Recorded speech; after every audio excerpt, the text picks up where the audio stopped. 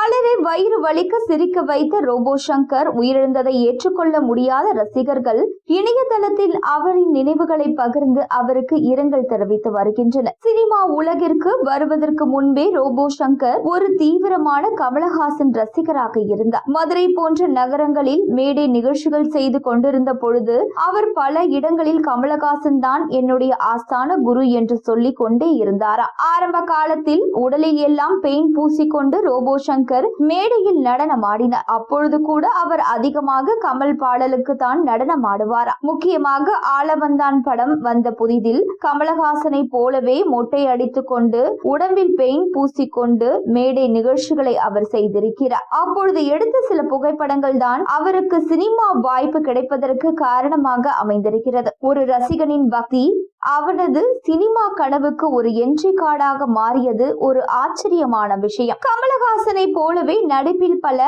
பரிணாமங்களை வெளிப்படுத்திய ரோபோ சங்கரின் நீண்ட நாள் ஆசை கமலஹாசனுடன் சேர்ந்து ஒரு படத்தில் நடிக்க வேண்டும் என்பதுதான். பல நடிகர்களுடன் நடித்திருந்தாலும் கமலஹாசனுடன் நடிக்கும் வாய்ப்பு அவருக்கு கடைசி வரைக்கும் கிடைக்காமல் போய்விட்டது. அந்த ஆசை நிறைவேறாமலேயே அவர் காலம் ஆகிவிட்டது. அவரது ரசிகர்களுக்கும் குடும்பத்தினருக்கும் இது ஒரு மன வழியாகவே இருந்தது. ரோபோ சங்கரின் மறைவிற்கு பிறகு கமலஹாசன் ஒரு பெரிய முடிவை எடுத்துள்ளார். ரோபோ சங்கரின் மகள் இந்திரஜாவை தன்னுடைய அடுத்த நடிக்க வைக்க போவதாக தகவல்கள் வெளியாகி உள்ளன. இதன் மூலம் ரோபோ சங்கரின் நிறைவேறாத கனவை அவரது மகளின் மூலம் நிறைவேற்றி வைக்க போவதாக கூறப்படுகிறது. ரோபோ சங்கருக்கு அஜித் மீதும் அதிக அன்பும் மரியாதையும் வைத்திருந்தார். அஜித்துடன் சேர்ந்து விஸ்வாசம் படத்தில் நடித்திருந்தார். ரசிகர்கள் மத்தியில் நல்ல வரவேற்பும் கிடைத்தது. குடும்பத்துடன் சேர்ந்து விஸ்வாசம் படத்தின் ஷூட்டிங்கின் பொழுது புகைப்படம் எடுத்துக்கொண்டார். சமீபத்திலும் விமான நிலையத்தில் அவருடன் சந்தித்த வீடியோவும் இணையதளத்தில் வைரலானது. தற்பொழுது அஜித் வெளிநாட்டு கார் போட்டிகளில் தீவிரமாக கலந்து கொண்டிருப்பதால்